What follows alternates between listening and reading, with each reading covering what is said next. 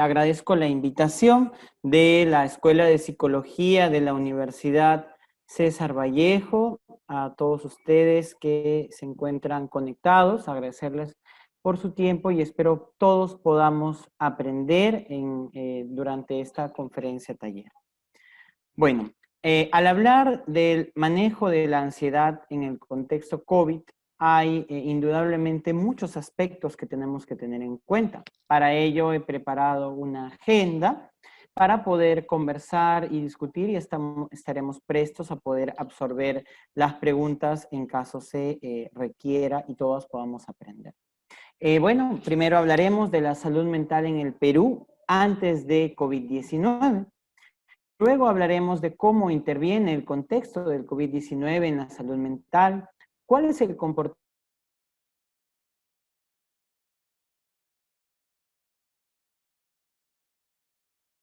de salud mental, cómo podemos detectarlo en el primer nivel de atención, cómo podemos intervenir en las personas afectadas en este contexto.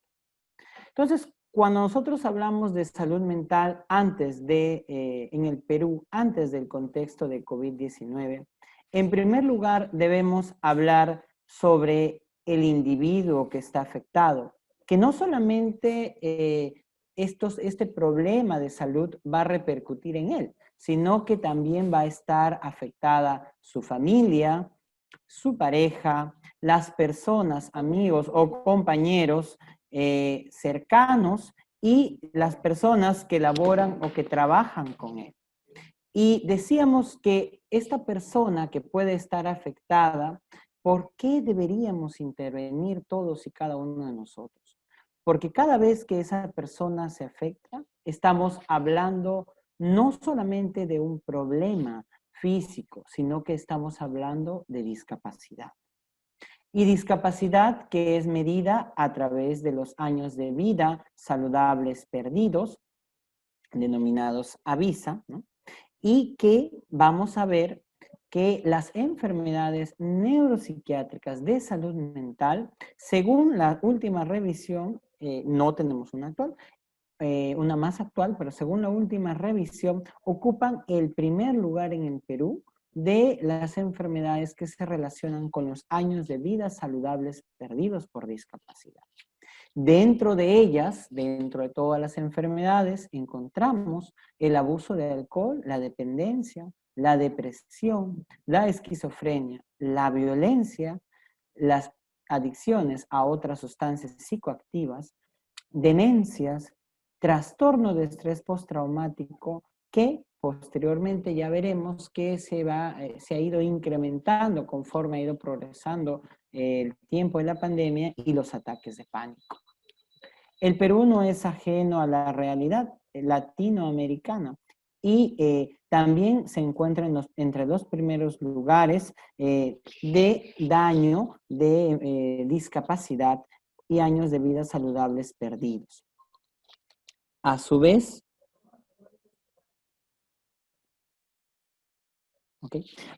también la Organización Mundial de la Salud nos habla ya desde hace un par de años, desde el 2018, ¿no?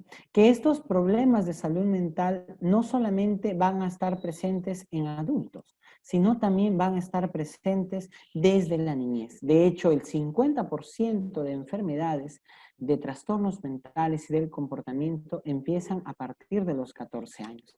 De aquí que es muy importante poder detectar tempranamente para lograr un tratamiento integral bajo el enfoque biopsicosocial y de esta manera el usuario pueda reinsertarse y lograr la funcionalidad, que es a lo que todos apuntamos.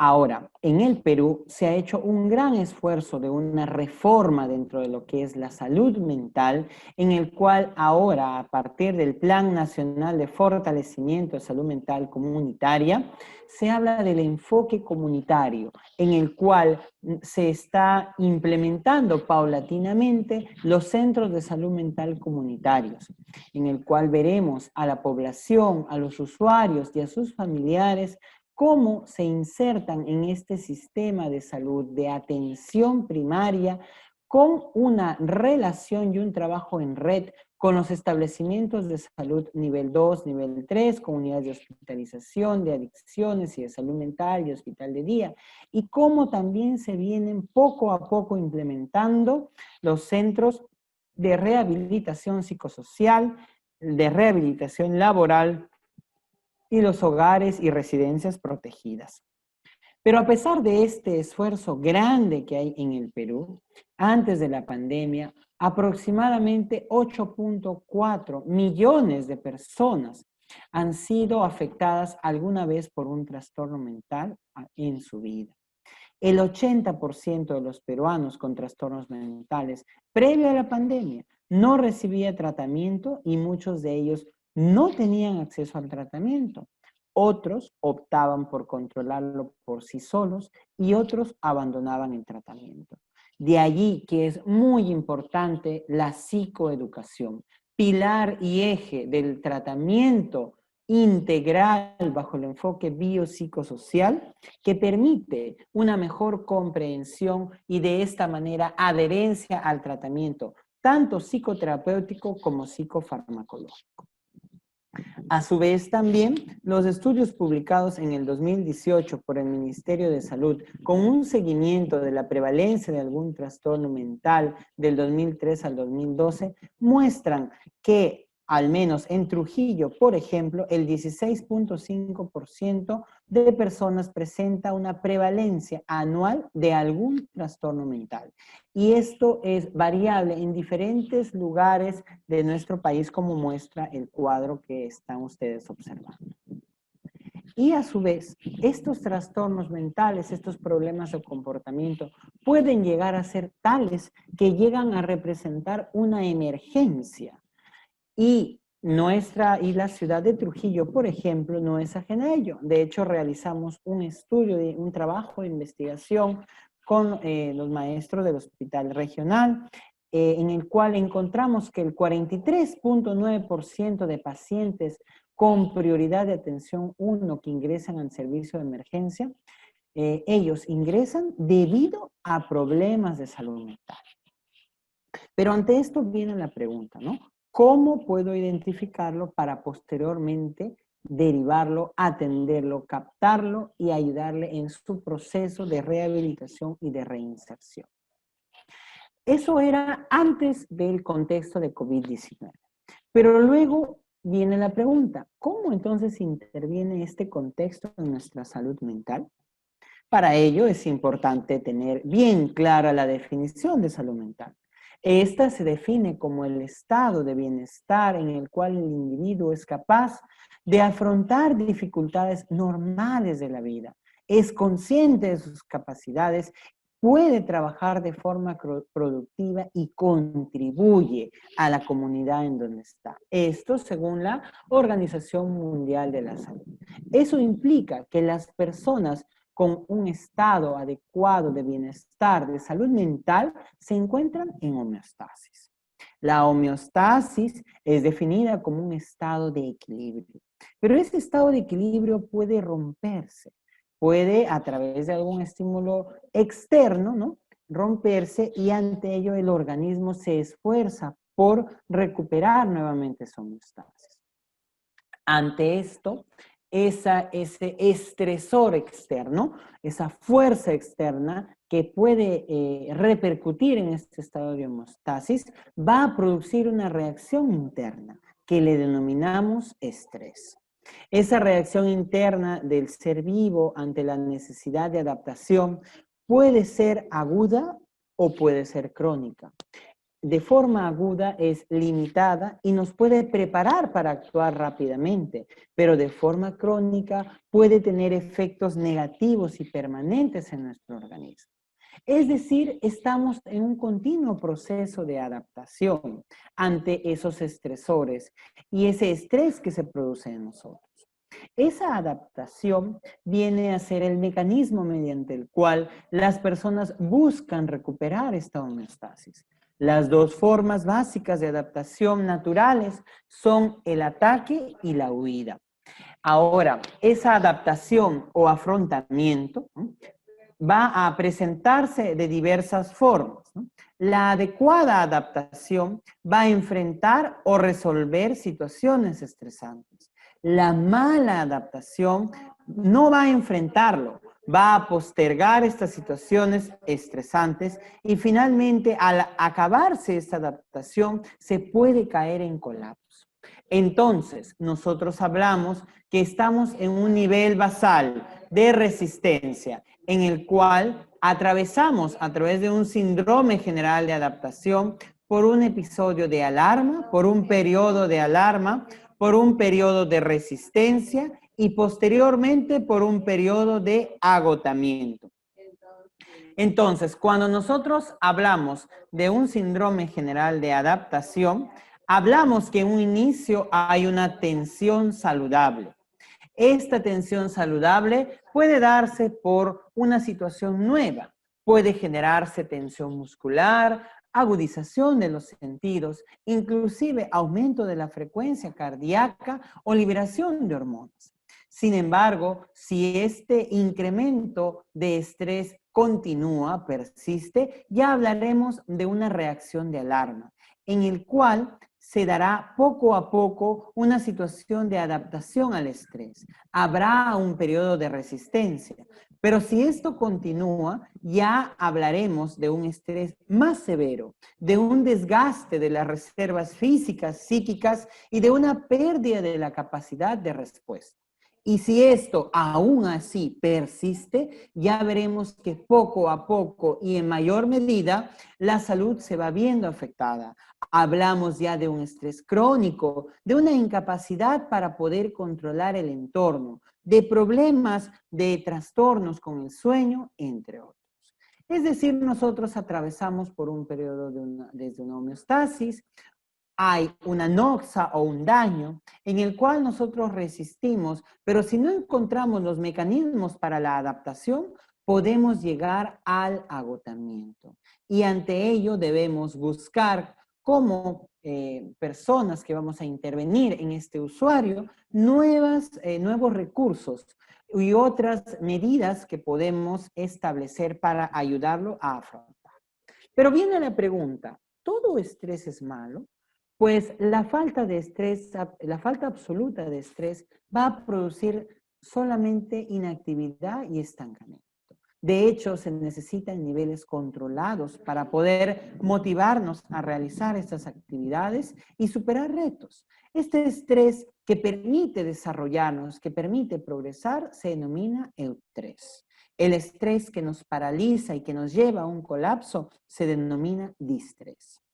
Desde el punto de vista neurobiológico, hablamos que en el eustrés, o entre comillas, estrés bueno o adaptativo, hay un control a nivel de la amígdala, hay mecanismos que se activan de huida, de lucha, y que nos permite una hipersecreción de corticoides, de catecolaminas y una disminución de la testosterona que permite responder frente a estímulo externo. Pero, ¿qué sucede en el distrés? En el distrés ya hay una pérdida de control. Hay una activación a nivel del hipocampo, hay una ansiedad patológica ya, y aquí hay una activación de otros sistemas que van a terminar por reflejar llanto, agitación, resistencia, tensión, impulsividad, y que va a finalmente terminar siendo patológico, porque paulatinamente va a reducir la libertad personal. Vamos a estar muy pendientes de ese problema de salud que nosotros tenemos y va a repercutir en la funcionalidad que vamos a tener. Pero esto no queda allí, sino que desde el punto de vista neurobiológico, a través de las diversas experiencias traumáticas que puede haber y basados en la predisposición genética, se pueden generar cambios conductuales y emocionales. Pero no queda allí, sino que hay una afectación no solamente a nivel del sistema nervioso, a nivel del punto de vista emocional, sino también que se afecta todo nuestro organismo, inclusive el sistema inmunológico, y estamos también predispuestos a presentar otro tipo de problemas. Por ejemplo, la inflamación. Es decir, si una persona tiene un problema de salud mental, un episodio de ansiedad tan grande, puede estar más predispuesta, por ejemplo, a presentar sintomatología o riesgo de contraer enfermedades infecciosas como por ejemplo COVID-19. No solamente hablamos de alteraciones de neurotransmisores, sino hablamos de un efecto a nivel de las citoquinas que va a producir nuevos procesos proinflamatorios y que se puede asociar a cáncer, diabetes, hipertensión arterial, entre otros.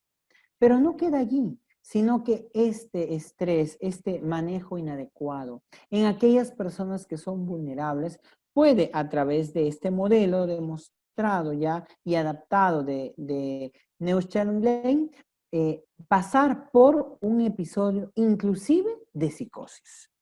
Y se ha demostrado, ya que estamos en un contexto COVID-19, que aquellas personas con vulnerabilidad que tienen infección por SARS-CoV-2 pueden llegar a tener a través de mecanismos neurobiológicos problemas tipo psicosis. Sin embargo, nos preguntamos, ¿cuáles son los factores de riesgo para poder presentar estos trastornos psíquicos en estas situaciones de epidemia, ¿no?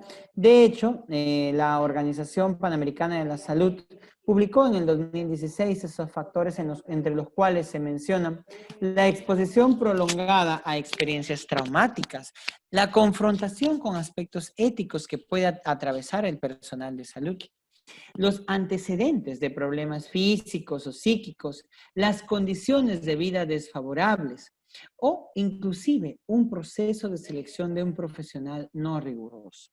Ante ello hablamos de la vulnerabilidad. Hay una vulnerabilidad previa a un desastre, en este caso pandemia COVID-19. Hay un impacto del evento y hay un post-impacto. En la parte previa tendremos que tener en cuenta, según lo que nos propone la Asociación Psiquiátrica Americana este año 2020, la demografía, la edad, la cultura y el apoyo social que tenga esa persona. Durante el impacto del evento tenemos que tener en cuenta cuánto duró, cuán expuesto estuvo, cuánto se desplazó y si es que se presentó duelo. Y en el post-impacto deberemos tener en cuenta el apoyo social hacia la pérdida que haya presentado o la reubicación. A su vez, la Asociación Psiquiátrica Americana también nos mostraba que se espera en las personas, ¿no?, a nivel de esta pandemia, miedo, incertidumbre, una percepción alterada, muchas veces sobreexagerada, muchas veces más bien minimizada del riesgo que hay del contagio ante un agente invisible que es visto como de forma poderosa, que es imperceptible y que puede hacernos tanto daño en llevarnos hasta la muerte. Y a su vez también el problema grave de la desinformación que puede extenderse y que nosotros podemos estar muy pendientes y lo único que puede hacer es perjudicar nuestra salud mental. Y todo esto puede llevar, si es que no hay un adecuado proceso de resiliencia, a reacciones de distrés, a desórdenes en salud mental, a comportamientos de riesgo dentro de los cuales hay problemas de tabaco, problemas de consumo de alcohol, puede presentarse depresión, estrés postraumático, ansiedad, cambios en el sueño, entre otros. La doctora Vanessa Herrera este año también publicaba desde el Ministerio de Salud del Perú, ¿no?, ¿qué esperamos de este contexto COVID-19? ¿Qué se ha visto, ¿no? Y se encontraba que en el Perú había más estrés, mayor riesgo de consumo de sustancias, mayor preocupación por nuestra salud y la de nuestros seres queridos. Las personas estaban hiperalerta, con gran incertidumbre, y todo esto llevaba a descuidar inclusive más y a poner más en riesgo nuestra salud. Es decir, estamos atravesando por un periodo de crisis en el cual hay una coyuntura de cambios ante una situación que es organizada, pero sigue siendo inestable y que está siendo sujeta a evolución. Ante ello nos preguntamos, ¿qué reacción tenemos nosotros? ¿Tenemos miedo o tenemos pánico? El miedo es una de las 5 emociones básicas ante la presencia de un peligro. El pánico viene a ser el miedo inapropiado, excesivo, intenso, irracional. Este pánico es mal adaptativo y ya resulta en una distorsión, ¿correcto? Y lo más peligroso es que, entre comillas, puede llegar a ser contagioso. Es decir, si yo llego a casa con ese pánico que puedo estar experimentando, las personas que viven alrededor mío también lo pueden presentar. Y ante esto nos preguntamos, ¿qué comportamiento esperamos de la comunidad ante este desastre, ante esta pandemia? De hecho, según el Ministerio de Salud de México, publicado en este año, hay diferentes grados de afectación. Cada uno va a ser repercutido en su salud mental según cuánto haya sido afectado por el contexto. No solamente de forma externa, sino también por la vulnerabilidad que cada uno de nosotros tenga. De esta manera va a haber grados de afectación en sobrevivientes, en familias extendidas, en personas de la comunidad que han sido afectadas, entre otros. Pero lo que sí se demuestra, y es muy importante, es la necesidad del apoyo en salud mental. Esta necesidad frente a pandemias o desastres que los estudios han demostrado, ¿no?, que la efectividad incuestionable de la primera ayuda psicológica es importantísimo. De aquí observamos nosotros, ¿no?, en la línea roja las personas que están sin tratamiento y vemos las otras personas en la línea verde y azul que reciben diferente tipo de psicoterapia, ¿correcto? Pero vemos que estas personas mejoran más rápido, no demoran tanto y de esta manera se demuestra la efectividad incuestionable de la primera ayuda psicológica. A su vez, también es muy importante tener en consideración que no todas las personas van a reaccionar del mismo modo. De hecho, los estudios demuestran que 24 horas posteriores a un desastre, a una pandemia, a un impacto por la pandemia, el 86% de cada 100 personas, 86, presentará alguna reacción en las esferas cacique. Es decir, en la conducta, en la esfera afectiva, en el punto de vista somático, interpersonal o cognitiva. Esto debemos de considerarlo, es una reacción normal ante una situación anormal. Y vamos a poder encontrar desde el punto de vista de la esfera conductual, aislamiento, pérdida de interés, desde el punto de vista afectivo, ira, por ejemplo, miedo, entre otros, somáticamente, taquicardias, palpitaciones, sudoración. Desde el punto de vista interpersonal, conductas evitativas, desapegos. Desde el punto de vista cognitivo, que tiene que ver con todo lo que es nuestra toma de decisiones, dificultades, confusión, incapacidad para poder recordar algunas cosas. Ahora, algo muy importante que tenemos que tener en consideración también es las fases de este comportamiento. La Asociación Psiquiátrica Americana mostraba, ¿no?, las fases desde la advertencia hasta la reconstrucción, pasando por la amenaza, todo esto previo al impacto, antes de que llegue a nuestro país, con un impacto emocional grande a partir de que se conoció el primer caso en que las personas salían a comprar sus productos de primera necesidad, muchas veces no midiendo el peligro. Posteriormente se vio acá en nuestro país también la fase heroica, en la cual salíamos a aplaudir al personal de salud y posteriormente, lamentablemente, llegábamos a una luna de miel, en el cual muchas veces nos autoengañamos porque decíamos, todo esto se va a superar rápidamente, yo creo que esto se va a superar, pero finalmente nos dimos cuenta que esto no era así. Y llegamos lamentablemente al periodo en el que estamos actualmente y que es necesario conocerlo para poder afrontar lo que es la desilusión, en el cual hay diversos eventos desencadenantes, en lo cual estamos camino a la reconstrucción y a poder mejorar ante esta situación. Esto ya lo hemos visto. Y ante ello quería también mencionar el tema del estigma. El estigma que es muy importante y que va a tener un rol en esta pandemia COVID-19 hacia los enfermos de COVID, hacia sus familiares, hacia las personas que viven cerca inclusive a ellos o hacia nosotros, personal de salud.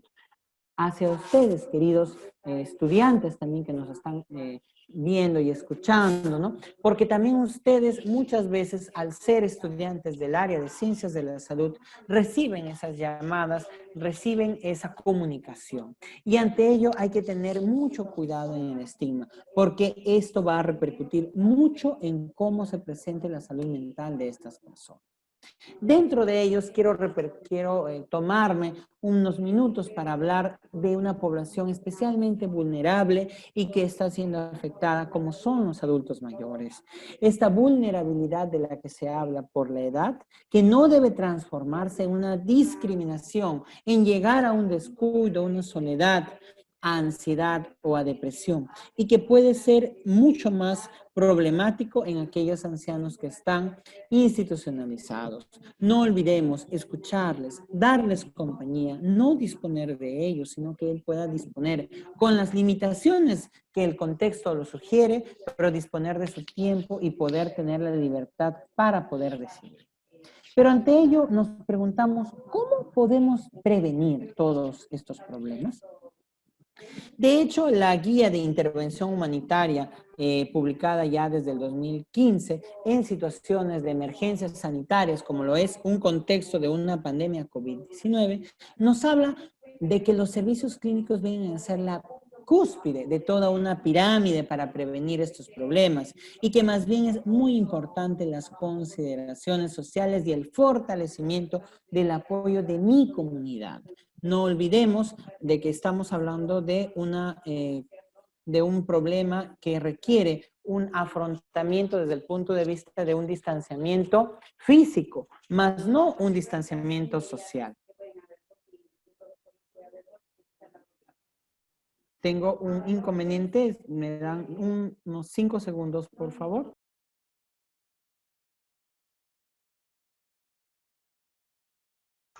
No se preocupe, doctor Gianfranco.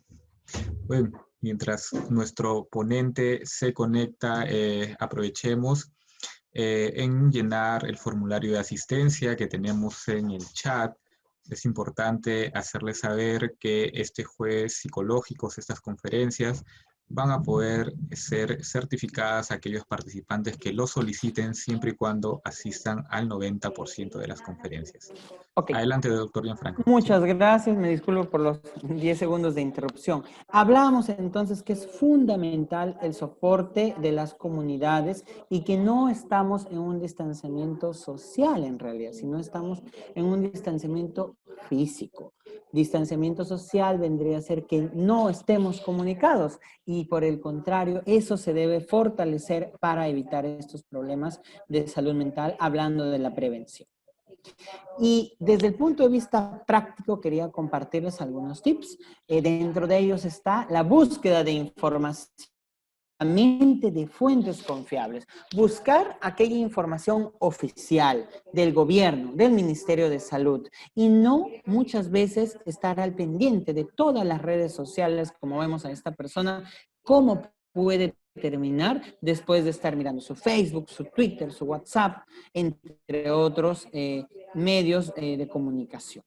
Recordemos, también lo proponía la Asociación Psiquiátrica Americana en este año, que la exposición mediática por una parte puede mejorar la transmisión oportuna de la información, pero por otra también puede mejorar la transmisión del miedo y de la angustia y esto puede ser totalmente perjudicial para la salud mental. No nos olvidemos, incido en los queridos adultos mayores, recordemos, todos vamos a llegar a ser adultos mayores si tenemos la oportunidad de vivir y asegurar las medidas adecuadas para brindar esa tranquilidad. Insisto, la OMS habla de distanciamiento social, pero debe ser distanciamiento físico, la higiene de manos y el cuidado respiratorio, porque recordemos que la seguridad va a ser siempre el primer paso para garantizar la paz mental y la calidad de vida. Otro aspecto muy importante y que muchas veces descuidamos es la higiene del sueño. Debemos dormir lo suficiente, acostarnos siempre a la misma hora, Recordemos, la cama solamente es para dormir o para tener relaciones sexuales. Si queremos tener una siesta, esta debe ser de menos de 20 minutos. Debemos 2 horas antes de dormir evitar pantallas. No realizar ejercicio intenso a partir de las 7 de la noche. Evitar bebidas alcohólicas o excitantes como café, sino más bien reemplazarlas por actividades relajantes como agua tibia o un baño de burbujas, entre otros. Buscar un entorno siempre adecuado, con las luces apagadas, sin música, sin bulla. Y levantarnos y acostarnos siempre a la misma hora. Recordemos que el sueño es un ciclo en el cual a través del ritmo circadiano se activan muchos mecanismos neurobiológicos que permiten que nos despertemos y que nos acostemos y que nos despertemos con una mayor tranquilidad, con una sensación de un sueño reparador para poder continuar. Y es importante que bajo esta rutina preparemos a nuestro cerebro a través de la estimulación del hipocampo con rutinas nocturnas, como ir a cepillarse los dientes o leer un libro si tenemos esta costumbre, y con una cena ligera que permita que nuestro metabolismo pueda ser el adecuado para evitar que en la noche, pues a través de un aumento de este metabolismo, si es que tenemos una cena copiosa, el sueño se pueda retrasar. Asimismo, es muy importante la participación regular en los ejercicios. Recordemos, los ejercicios físicos ayudan a regular esta respuesta ante el estrés, regulan el sueño, el apetito, mejoran la memoria, el aprendizaje. Son un factor protector para depresión, Alzheimer o dependencia de sustancias psicoactivas. Nos proveen también de endorfinas y nos permiten sentirnos más contentos y felices. No olvidemos también comer de manera saludable, ¿no? No olvidemos las fibras que deben estar presentes siempre en nuestra alimentación y evitar las bebidas alcohólicas o consumo de sustancias psicoactivas que lo único que van a hacer es perjudicar nuestra salud. Recargarnos con las prácticas de respiración profunda, de tai chi, de meditación, con un baño de espuma, entre otros. Y utilizar las formas de las rutinas y los valores morales que guíen tu vida espiritual, espiritual, siendo de la religión que tú seas, o si no lo eres, desde la espiritualidad que presentes o que poseas. Y a su vez, brindar el apoyo emocional adecuado a quienes están solos, ¿no? Garantizar sus necesidades básicas. No olvidemos la comunicación, que debe ser el pilar del tratamiento. Saber escuchar, como vamos a ver más adelante en esta conferencia taller. Y mantenernos conectados. No olvidemos distanciamiento físico más no social. Establecer un horario. Este puede ser un horario muy simple para los niños, pero el establecerlo nos va a llevar a una rutina que dentro de ella vamos a poder manejar tiempos, vamos a poder ordenarnos y vamos a poder evitar situaciones estresantes para poder afrontar esta situación y este contexto que es de por sí estresantes, pudiendo pasar de una zona de indiferencia, de miedo, de pesimismo, a una zona de aprendizaje. ¿Qué puedo yo aprender de este contexto? ¿Qué habilidades nuevas he tenido que adquirir y para adaptarme a este contexto COVID-19? ¿Y cómo entonces yo a través de esto he podido crecer? Y no olvidemos de los pequeños en casa, explicándoles lo que sucede, que existe un virus, cuáles son sus síntomas y cómo puede vencer, empoderando al niño, manejándolo como un aliado, diciéndole, tú tienes el poder en tus manos. Ahora viene la parte ya de la detección. ¿Qué hacemos nosotros si encontramos alguno de estos casos? ¿Cómo podemos detectar oportunamente para poder tratarlo? Dentro de esta detección, inclusive desde el SERUMS, ya aquellos que son profesionales o que pronto van a ser profesionales, tenemos los tamizajes. Y a su vez, para el contexto COVID-19, el Ministerio de Salud de nuestro país ha propuesto el cuestionario de autorreporte de SRQ, abreviado para el tamizaje de problemas de salud mental, en el cual a través de una presencia de 5 síntomas, ítems positivos, se considera un caso probable que debe pasar a un manejo adecuado. A su vez también el test Audit-C, que también permite el abordaje del trastorno por uso de sustancias, ¿no? Y la escala, aunque no lo considera acá, la escala de funcionalidad, que nos va a permitir ver qué tan afectadas o afectados pueden estar las personas por este contexto COVID-19.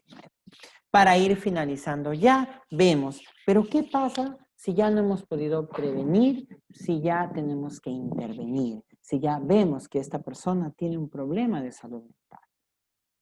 Para ello es importante establecer un primer contacto.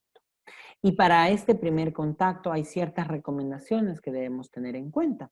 Dentro de ellas, ¿no? Brindar información concreta, ser confidenciales, ¿no? Hacerle saber que no está solo, escucharlo, nunca juzgarlo, nunca utilizar expresiones técnicas, nunca hablar de nuestros propios problemas, que lo único que va a hacer es perjudicarlo. Estos se denominan primeros auxilios psicológicos. Son la primera herramienta, la primera respuesta, como parte de un proceso de acompañamiento y recuperación según las necesidades. La mayor efectividad, es cierto, se encuentra en las primeras 72 horas y puede a su vez pensarse que solo se puede dar en esas primeras 72 horas, pero esto no es así. Los primeros auxilios psicológicos se pueden dar después y son siempre dirigidos a toda persona que la desee, que la necesite, y son especialmente útiles en las situaciones de emergencia como las que en la que nos encontramos. Para ello debemos tener en cuenta, ¿no? Los aspectos básicos de estos primeros auxilios psicológicos. Dentro de ellos está el enterarse de la situación en la que está la persona, de los servicios de apoyo disponibles y de las cuestiones de seguridad. Observando, escuchando y acompañando los silencios de esta persona, estableciendo vínculos, ayudándole a sentir cómodo y a gusto con nosotros y nunca interrumpiendo. Y a su vez tranquilizando más bien de forma realista. Nunca diciendo, todo va a estar bien. Si falleció tu papá, no le puedes decir a una persona, o si falleció su papá, no le puedes decir a una persona, todo va a estar bien, porque no va a estar bien. No puede estar bien alguien que fallece su papá. Es diferente decirle, lamento lo ocurrido, o no hay palabras para expresarte, para tratar de mitigar tu dolor. Sin embargo, te ofrezco una mano amiga, una mano en la cual tú puedas confiar y en quien te puede ayudar. Y no olvidar investigar todos los motivos de la consulta y preguntarle si de repente ha consumido algún medicamento, ha tenido algún proceso psicoterapéutico de repente, o tiene ideas de suicidarse o de atentar contra su vida. Y finalmente, conectar. ¿Cómo conectamos? Estableciendo una red de apoyo, sí, pero también conectarle con formas prácticas para poder afrontar. Dentro de esta asistencia práctica es muy importante la respiración, para lo cual dentro de lo que son los ejercicios podemos recomendar, está efectivo, demostrado, el fortalecimiento de los músculos de la pared torácica, que se da a través de los ejercicios de abdominales de pie. A su vez, hay diferentes técnicas para disminuir y enfrentar este estrés que lo ha tomado muy en consideración el Ministerio de Salud de México en este año. Uno es los ejercicios de respiración, los otros los ejercicios de relajación y la atención plena o mindfulness. Para poder hacer estos ejercicios es importante estar en un ambiente sin ruido, con poca luz, y se pueden realizar aproximadamente 3 veces al día.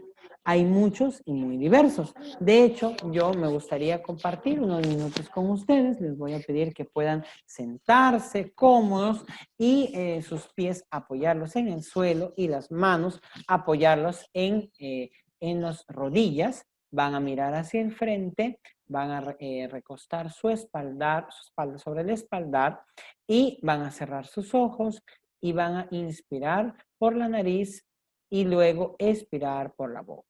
Inspiramos y contamos en nuestra mente hasta 4. Yo lo colocaré acá. Contamos. Y botamos contando hasta 4. 2, 3, 4. Ese es un primer ejercicio práctico. Un segundo ejercicio práctico es estirar los brazos, ambos brazos hacia adelante, y igualmente inspirar por la nariz rápidamente, ¿no? Y inhalar, perdón, por la nariz y exhalar por la boca, ¿correcto? Y mientras inhalamos, vamos a cerrar nuestros puños y cuando exhalemos, también abrimos nuestros puños. Entonces, vamos a contar. Inhalamos conmigo. Cerramos nuestro puño contando 1, 2, 3, 4. Abrimos el puño y botamos el aire. 1, 2, 3, 4. Ese es un segundo ejercicio práctico. Un tercer y último ejercicio práctico es cerrar nuestros ojos igualmente sentados, recostados sobre el espaldar y con la mano derecha en el abdomen y la mano izquierda en el abdomen y la mano derecha a nivel del tórax, ¿correcto? Y vamos a cerrar nuestros ojos sintiendo nuestra respiración lentamente y vamos a inspirar nuevamente contando hasta 4, sintiendo la respiración. Exhalamos. Muy bien, entonces de esta manera estos ejercicios podemos practicar 5 de cada uno al levantarnos, 5 de cada uno al acostarnos y 5 de cada uno cada vez que podamos tener una crisis. A su vez también la atención plena o mindfulness que permite una concentración y una conciencia plena y enfocarnos en pensamientos, ¿no? Que están ocurriendo en el presente y no de las preocupaciones. Y conectar también con la red de apoyo. Acá les presento esta imagen de la libertad, ¿cierto? De los centros de salud mental comunitario y hospitales que están siempre dispuestos a colaborar con todos. Y algo muy importante que se da en salud mental, que es que se debe comprobar que la persona, que el paciente entendió el mensaje. Pero ¿qué sucede si esta persona se encuentra ya muy alterada, con ideación suicida, con ideas delirantes, con crisis de pánico, y que todas pueden partir inclusive por la ansiedad? La ansiedad puede llegar a ser tan severa que puede presentar micropsicosis, ideación suicida o una crisis de pánico y agitación. Pues para ello ya se necesita un manejo presencial o especializado. Entonces hablamos ya de una emergencia en salud mental. La emergencia constituye una situación en la cual se requiere atención porque hay un peligro inminente de la vida o que puede dejar secuelas invalidantes en una persona. Tenemos 4 categorías y dentro de ellas en salud mental, las 2 primeras tenemos el suicidio frustro, el intento de suicidio, la crisis de agitación psicomotora, la intoxicación por alcohol o drogas con depresión respiratoria dentro de lo que es la prioridad 1. Dentro de lo que es la prioridad 2 ya tenemos el síndrome de abstinencia, la intoxicación sin depresión, la ideación suicida, la crisis de ansiedad que vamos a terminar hablando ahora, y la demencia y los niños que han sufrido agresión física que deben ser atendidos. Algo muy común que se da en las emergencias humanitarias es la crisis de ansiedad, motivo para la comunicación con ustedes de esta charla.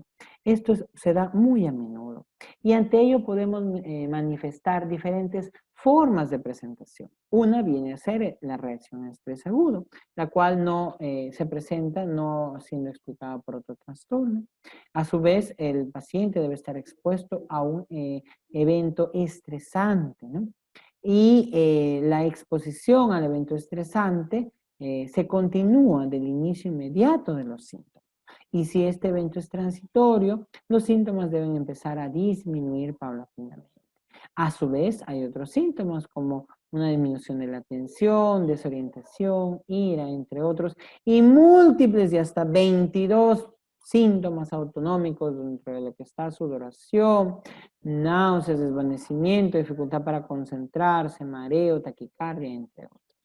¿Y cómo diferenciamos esto que hemos mencionado anteriormente de una crisis de pánico o de un ataque de pánico? En el ataque de pánico, a diferencia del anterior, no va a haber un evento previo, ¿correcto? En cambio, una reacción a estrés sí hay un evento previo, como lo vemos Aquí no hay una exposición. En cambio, en un ataque de pánico no hay exposición y más bien se manifiesta el miedo a morir. Y el tratamiento inmediato, pues, es con benzodiazepinas y la intervención psicoterapéutica que debe ser acompañada siempre. Ahora, ¿cuándo hablamos de trauma? Trauma significa herida. Se produce en referencia a una experiencia que puede dejar una huella en cada uno de nosotros, ¿cierto? Frente a este suceso traumático puede darse un impacto en las primeras 72 horas, una fase de crisis de 4 a 6 semanas y una fase postraumática. Todo esto con un eje transversal de la ansiedad que puede presentarse. Pero a su vez esta ansiedad puede llegar a ser tan grande que no la pueda controlar la persona, que ya hablamos de una agitación, en el cual la persona atraviesa de un ser hostil y gritante e insultante, o una persona que golpea y amenaza, ¿no? A ser ya alguien, entre comillas, peligroso, ¿no? Peligroso en el sentido que nosotros le tenemos miedo, más no peligroso en el sentido de que él está sufriendo, tiene un problema y que lamentablemente no le permite poder afrontar adecuadamente las dificultades de la vida. Ahora, frente a ello, lo que debemos de hacer es, en un principio, una contención verbal, que debe ser con la primera persona que lo aborde, corta, escuchando los deseos y sentimientos y con una escucha activa fundamentalmente. Pero si esto sobrepasa, ya es necesario la administración de medicamentos, distinguiendo una urgencia psiquiátrica de una orgánica. Y si fuera necesaria la contención mecánica, buscando siempre valorar la dignidad de la persona a la cual estamos ayudando. Esta ansiedad puede llegar a ser tal que puede constituirse en una conducta suicida. De hecho, el suicidio, ¿no? Es un problema grande de salud pública y que requiere una atención, pues está en peligro la vida de la persona. Estos datos son previos a la pandemia y vamos a ver que cada 22 minutos alguien intentaba quitarse la vida en la ciudad de Lima previo a la pandemia. Y esto más bien ha ido aumentando paulatinamente en algunos departamentos en los cuales lamentablemente las personas sí han terminado por suicidarse luego de conocer el diagnóstico que tienen de COVID-19. Ante ello debemos salir de los mitos que pueden estar rondando en la forma en cómo entendamos las cosas, ¿no? Dentro de las cuales están que los intentos de suicidio son solo una llamada de atención, y no es así, sino es una manifestación del sufrimiento, ¿cierto? Y de que el suicidio o que las personas que se suicidan son egoístas, que por el contrario son aquellas personas que más bien están sufriendo y a quienes podemos ayudar, ¿no? Y vemos muy por el contrario, ¿no? Que hay algunos tipos, ¿no? De diagnósticos dentro de lo que es salud mental que no están totalmente asociados, y más bien los trastornos de tipo neuróticos, situaciones situaciones relacionadas a eventos estresantes, sí están relacionados con un incremento de riesgo suicida. Este es mayor en los jóvenes, pero las personas mayores de 60 años son las que se intentan suicidar con menos frecuencia, pero logran consumarlo más. Y las mujeres tienen mayores tasas de intento de suicidio, pero los varones son quienes tienen más tasas de suicidio consumado. Y finalmente, cuanto más riesgo tenga una persona de un problema, de un trastorno mental, un problema de salud mental, más riesgo tendrá también de suicidarse. Identificar tempranamente a través, por ejemplo, de la escala de riesgo suicida de Plutching, con una evaluación mayor de 6 puntos, ¿no? Para determinar que existe un alto riesgo suicida. Atravesando a su vez e identificando a través del suicidiómetro las ideas de muerte, ideas pasivas de repente, o el deseo suicida de qué pasaría si ya me muriera. Lo mejor sería que ya me muera a través de una idea suicida, un plan suicida de cómo hacerlo, un gesto suicida de una autolesión, por ejemplo, y ya un intento y un suicidio consumado.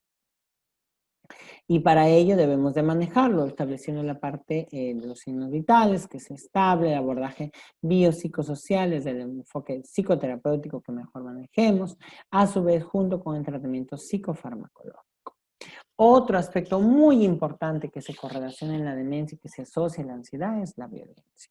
De esto se ha ido incrementando, se ha visto que muchas de las mujeres que están en casa o personas que están en casa pueden atravesar por problemas familiares y que pueden terminar a parar en en un ser víctima de violencia familiar. Para ello, la Asociación Psiquiátrica Mundial nos ha propuesto, junto con la Organización Mundial de la Salud, el acróstico ANIMA. Atender al escuchar, no juzgar, validar, informarse sobre las necesidades, mejorando la seguridad de las víctimas de la violencia y apoyar para que puedan recibir la información y los servicios adecuados, con una comunicación a través de la línea 100. Y para ir terminando, las adicciones, que lamentablemente se han ido incrementando a través de los mecanismos, ¿no?, que pueden presentarse de daño a nivel de la corteza prefrontal, que ocupa un daño en la toma de decisiones, ¿no?, y que puede permitir que la persona pase de un uso experimental, regular, a un trastorno por abuso o dependencia. Y por último, para terminar, la salud mental en profesionales, en estudiantes también de la salud. No olvidemos que antes de ser un profesional de la salud, somos personas. Somos personas y para ello tenemos que tener en cuenta que toda esta situación muy especial puede repercutir en nuestra salud y que debemos ser conscientes de que podríamos presentar un problema de salud mental, un problema de ansiedad, una preocupación excesiva que puede estar en nosotros y que hay que aceptar. Para ello debemos atender nuestras necesidades básicas, asegurarnos de descansar, tener un relevo en el trabajo cotidiano, en el estudio que estamos haciendo, estableciendo horarios, comer lo suficiente, realizando actividad física, evitando estrategias inadecuadas como el consumo de sustancias psicoactivas, estableciendo rutinas fuera del trabajo, actividades físicas, videoconferencias, llamadas, juegos de mesa con nuestros seres queridos o de forma virtual y organizarnos en los momentos de pausa que podamos tener y de libertad. No olvidando recordar que cada uno de nosotros como estudiantes y como profesionales da su máximo esfuerzo. No siempre el resultado final va a depender de lo que nosotros hacemos. Tú, como persona, como profesional, ya puedes hacer mucho. Y termino mostrándole el modelo al cual apuntamos de promoción del cuidado de articulación con los hospitales y hogares protegidos para poder mejorar nuestra calidad de vida y seguir luchando frente a este contexto de esta pandemia que nos interpela a todos, es cierto, pero que a través de los mecanismos que podemos recibir y que podemos nosotros también compartir, podremos enfrentarlos. Y termino diciéndoles con las imágenes de Trujillo, muchas gracias, si se puede, y con un saludo caluroso desde la ciudad de Tumbes. Muchas gracias.